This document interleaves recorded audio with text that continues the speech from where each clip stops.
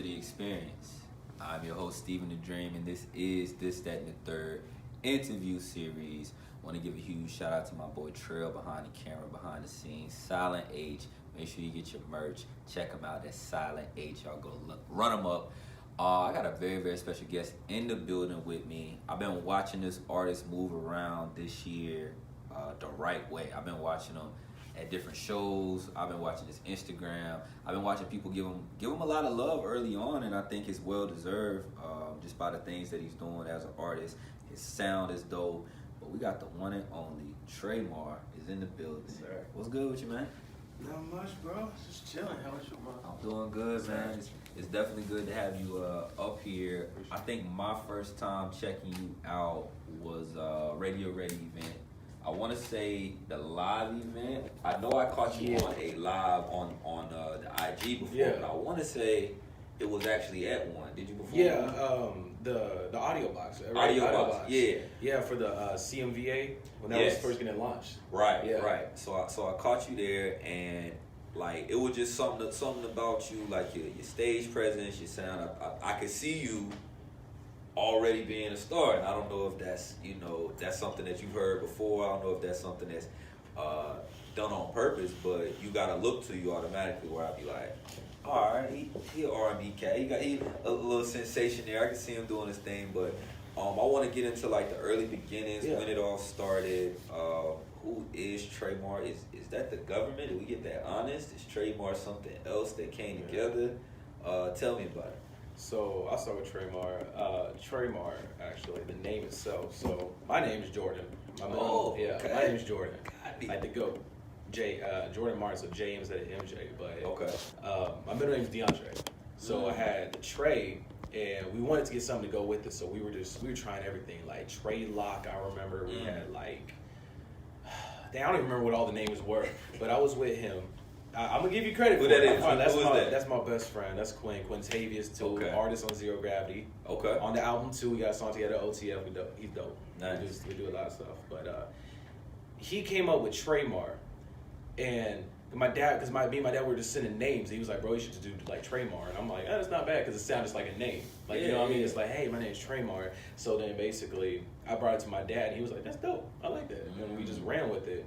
Because my last name Martin, so Trey and then Mar, so just put it together. Nothing crazy. Not like people got some dope names with a deep meaning. I'm just like, my you ain't typing into the name generator on Google. Nah, that's what it popped out. Trey, like the rap generators, like gangsta love, like you know what I mean. Little shoot you in the neck. Exactly. You know what I'm saying? That's their name. But nah, I just got the name with him. Okay. And because we had a bunch of names before that were going by, just anything. Dope Logic, Pharaoh. Dope Logic. Bro, I thought I was dope when I came with Dope Logic because look, dope stood for it stood for something. Yeah, it was like discrimination, oppression, prejudice, entitlement, logic. Because I was like, I'm gonna come out here and I'm gonna be like this conscious rapper and do all this, and then I got into it. I'm kind of like, I'm not really feeling it. Like the name was just a little too deep. I was like 16, thinking I was like, I'm about to become the next Cole or Kendrick, but I was just chilling. So you started with the rap. Yeah, really, if we really want to go back, man, I started with like rock and roll and country. Take it back. Yeah. Take it back. Where were those musical influences, or were those music you were making? Not necessarily making. Like I started playing guitar in the 4th grade. Damn. Because my grandfather, I grew up a lot with my grandfather. And he listened to a lot of different music, like he put me on with like Aerosmith, Led Zeppelin, and then that's when I discovered Queen. Queen is my favorite band of all time. Queen is incredible. When I was in the 4th grade learning guitar, I'm playing these old rock and roll songs and stuff like that. When kids are like, "Hey, play this," and I'm like, "I don't even know it." I was in the 7th grade. I hadn't heard of artists because I was still listening to music that old. Right. It wasn't until like the 2016 phase when music, in my opinion, that's when it had a real change to what the sound is like now. You know what I mean? For sure. So, and like, when I was a freshman, actually, before we even got to that, in middle school, I was in Elevation Church. Okay. I thought I was going to be all worship because I was in it. I was leading worship on Sundays and stuff. I did at the main location. I was deep into it, but then I kind of took a step back because the live performance wasn't what I wanted. I love the production aspect of it because they had the production team at Elevation is next to none. They're incredible. I believe it. Yeah. I believe it. They put on great production from Yeah, what I can just see when I'm watching on TV. And I got to learn from them young. So then when I transitioned into myself, because I really started like making beats and stuff my freshman year, and they already taught me a little bit of something that I knew, you know what I mean? And then I learned that they actually helped develop my theory, like music theory for me and how I like chords. So when I listen to beats, I listen for a specific sound that I can't exactly like describe it to you, but when I hear it, I hear it. Because I'll listen to 100 beats and not pick one. So your selection is there's a sound that you are cultivating, but it's one that you're looking for every time. So is it have you not found a producer that you can go in and kind of create with you? I found them now. Okay. Yeah, okay. Man, my next album, I got 5 tracks done in a week for the next album. And that's for you, that's knocking them out. Mm-hmm. Honestly, I'm in the studio, like I would book 3-hour sessions, but really only need an hour. Mm-hmm. I'm quick. But is that because you are, like you said, you know it's going to take you a good hour to find something, and then do you still write or like? Yeah, I still write all the time. Writing, I'm not a freestyler. I can't freestyle like that. But for writing, for me, it's so much more because I get deeper into the song. You know what I mean? Because then it's like, here, I want to turn the story to go this way. It may not necessarily be a story, but you can still portray it and what my words are. I may not be like, telling you exactly what I think or what I'm happening, because I love music that's up for interpretation. And I was going to ask, is it the music you make, is it based on your life experiences? Is it based on maybe something you've heard and then you can write it out the way you think their perspective might be? Or like, what do you, what's your writing style then? It depends. A lot of times, like I have tracks where like it's experiences I've gone through, but I believe in making music that people can relate to. Yeah. And something that the people want to listen to, because a lot of my songs, so I remember somebody tried to tell me like, oh, you write songs about struggle, but you ain't never really been through it. It's like, first of all, you ain't really know my life like that, right? Right. And that doesn't mean that I can't make something because I know what people are going through. So if I can make something that they can relate to and feel like, hey, this dude's actually speaking for me, like it's a whole different story than just me, trying to like put on an image for you, because this is me. You know what I mean? I'm never putting on an image for you. I'm gonna come at you like as raw as it gotta be. And hopefully you paying attention to what other people got going on enough to where you can, like you say, even if you didn't go through that in particular, man, you walk outside, somebody out there done probably asked you for something that you probably didn't think you had, and it was like, damn, like it could be worse. You know what I'm saying? So just I would never take that in terms of listening to what people got to say about what you had to go through, because only you know. Exactly. Only you know. Tre'Mar with us here, this, that, and the third interview series. Where you from? I'm from I consider myself from 2 places, Fayetteville and Charlotte. Okay. Yeah, because I was born in Charlotte, lived here for the smallest amount of time, moved back to Fayetteville, lived in Fayetteville till I was about 7 or 8, and came back to Charlotte. Okay. But I always had ties in Charlotte, Fayetteville, because family stayed there. Right. We all transitioned up here, but I was still in and out of Fayetteville, still got family down there now, so I got ties there. So then you got the J. Cole bug, honest of just seeing it. When the Who Dat music video was on 106 in Park, we lost our minds. I remember that. We lost our mind. We're like, dude, he shot in downtown Fayetteville. It wasn't all the stuff was on fire. That's the Who Dat video? Who Dat was the one, right? He had all the people with him, right? He was walking through the city, like walking through the streets, and everybody like, who that? Right. Like, dude, we were losing it. We're like, he's from Fayetteville? That would be crazy to see. Dude, it was the same year too. He was performing on the up and coming stage at the BET Awards in like 2008. Yeah. J. Cole, the new up and comer. And that still probably had y'all looking like he could do it. So just knowing that, like, and J. Cole is, when we say the big 3 is Drake, Kendrick, and Cole, like that's what it's been. And now knowing that you were 1, 2, 3 degrees of separation from that same talent pool that it came out of and was drawn from, then you got your Rhapsodies coming from the area, Corday even around in there. So what does that give you like to see where you could be? Like how big does that influence and it's a lot. It's a lot because we have those people, but we don't have any more. Right. You know what I mean? Right. Like you look at Atlanta, they got people coming out every day. Yeah, literally. But I think in their own ways, every artist from Charlotte's different. Of course, from Charlotte, from North Carolina is different, but everybody has the same mentality. You know what I mean? And everybody just wants to get better, wants to grind. So that's why we keep going. But we're all doing it in our own ways. And Cole did it in his own way. Corday's doing it. The Baby's doing his own way. Everybody's doing their own way, but it's working. You know what I mean? Because it's harder. It's harder for us here because music scene in Charlotte is a lot different than Atlanta, where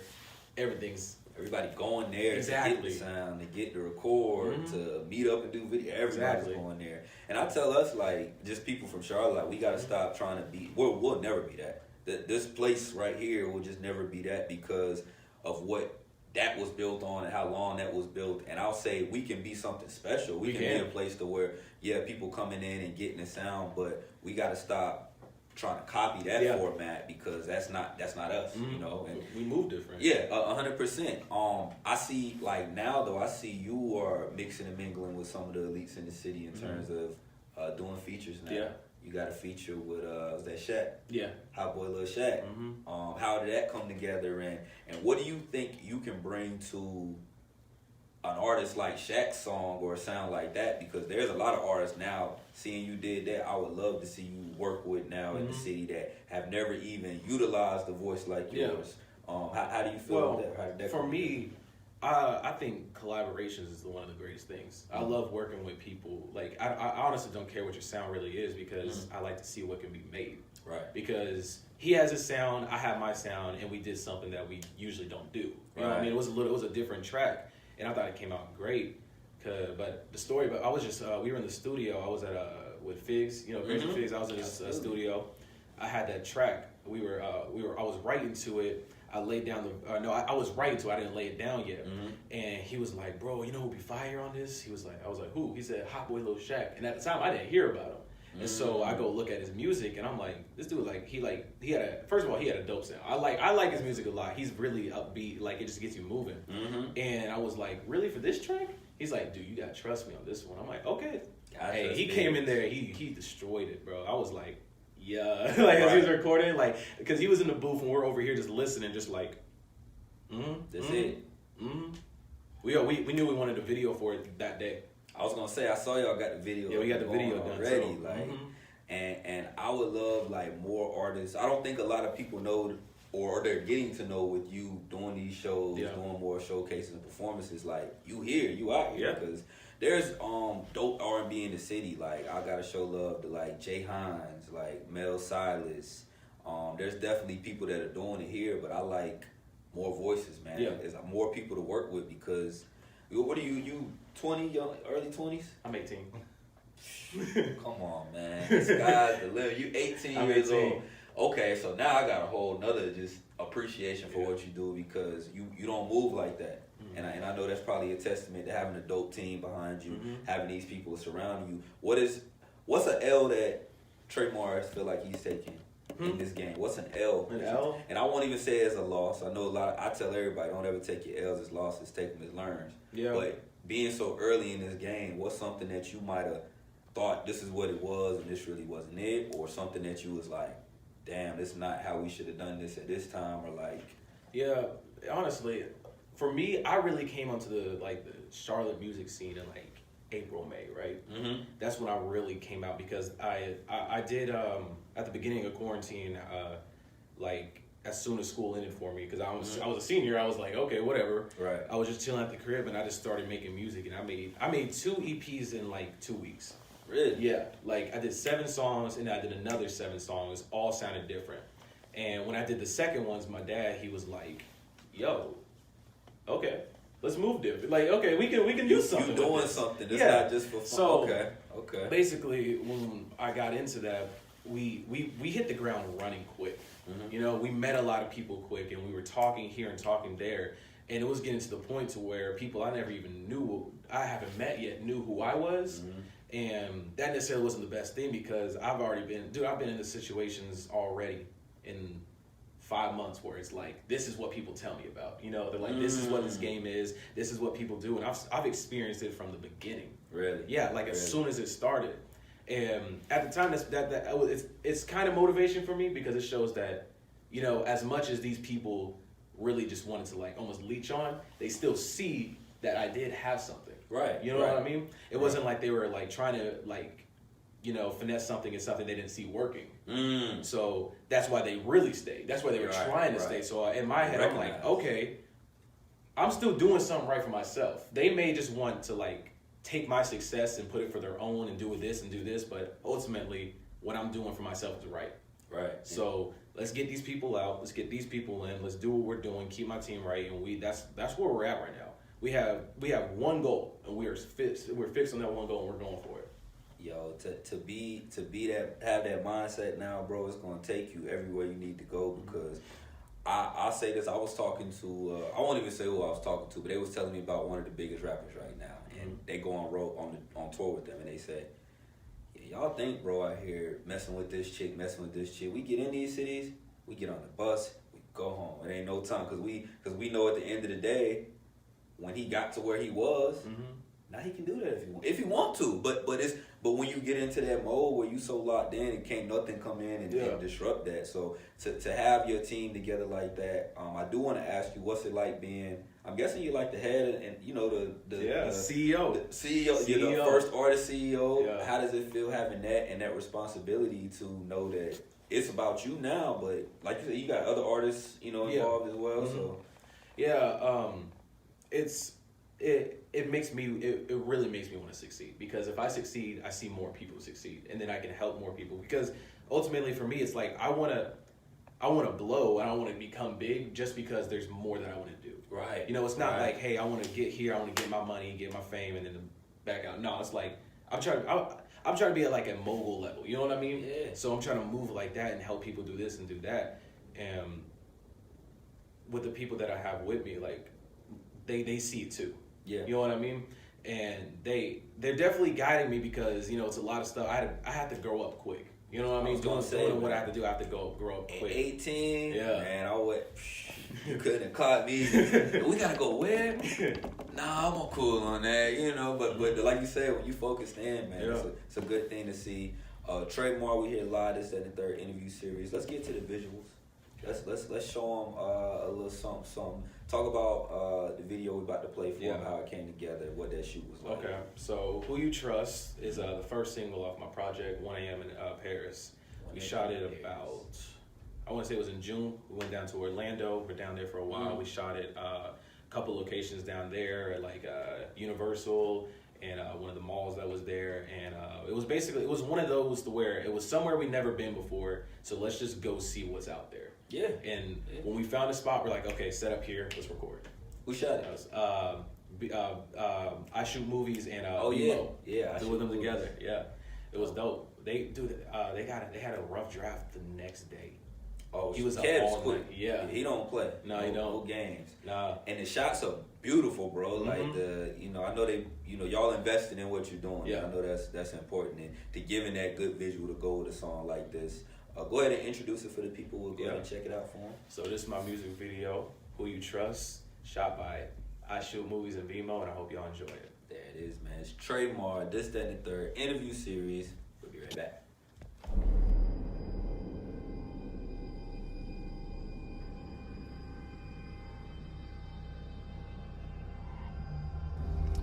Hey, man, what's going on, nephew? I'm down here in Florida. Heard you was in the city. Hey, I'm about to come up and talk to you, man. Need to talk to you about the game. I heard you moving up in the world. You about to make some major moves, so it's a dirty game, man. We can't trust nobody. I don't got your back. I'll be up in a minute. Come on.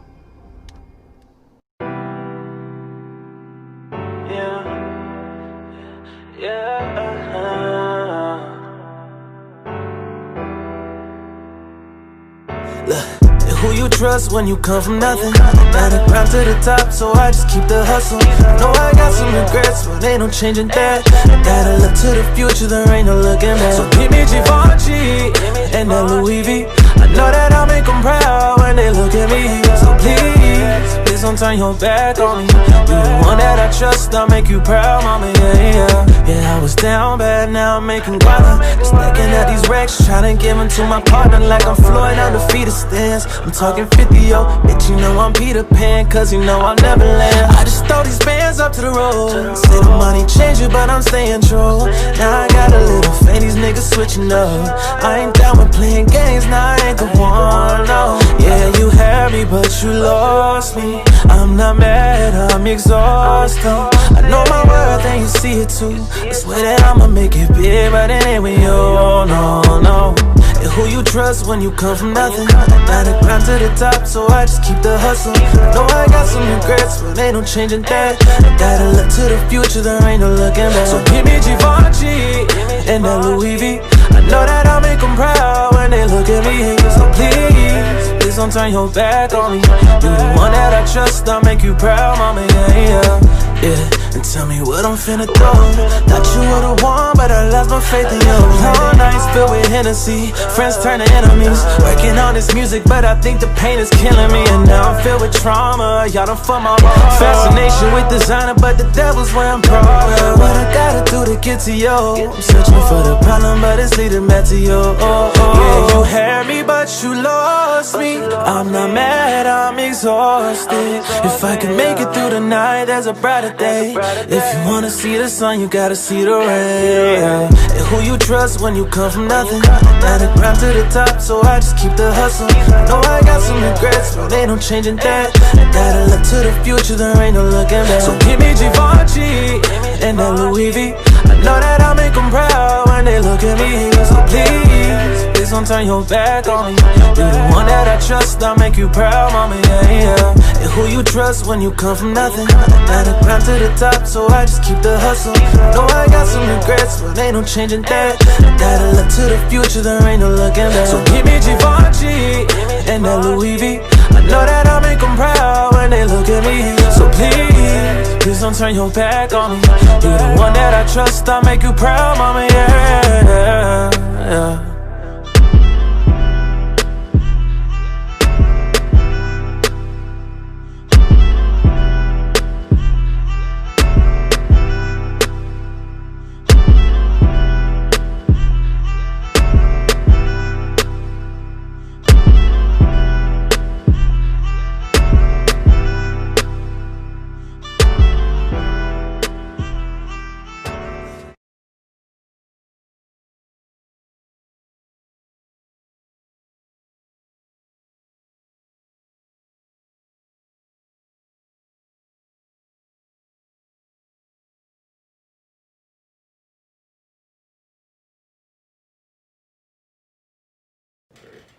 Back in the building, this, that, and the third interview series. Stephen the Dream, Tre'Mar's here.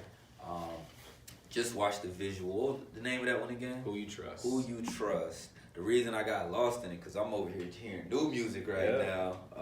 That I won't tell y'all about, but I can hear my boys coming with a style that I know the people gonna like. My producer said it. You know, it reminds you a little Bryson Tiller-ish. I would ask like, what?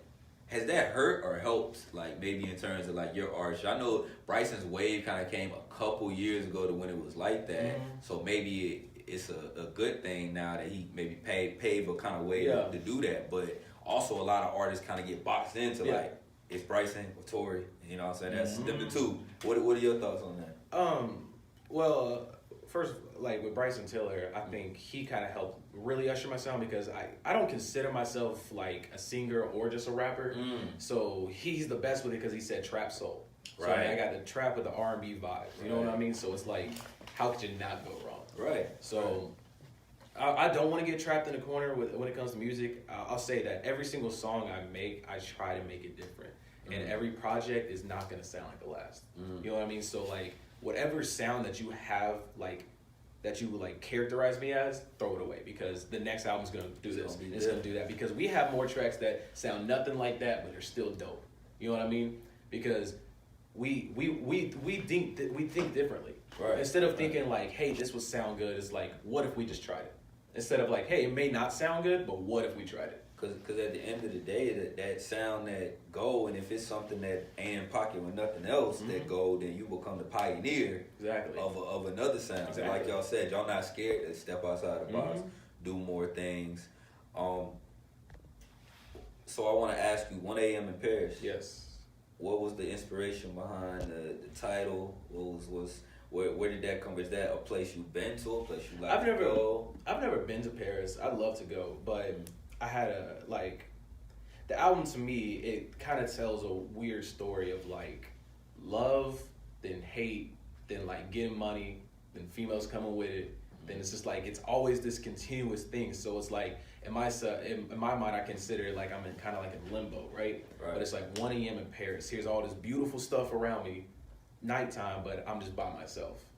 That's how I thought about it. You know what I mean?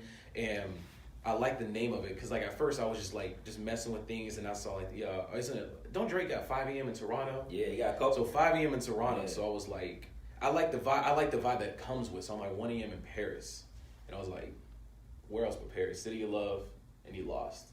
You know? Yeah. That's where that came from for me. Who would be one artist you would want to do a feature with?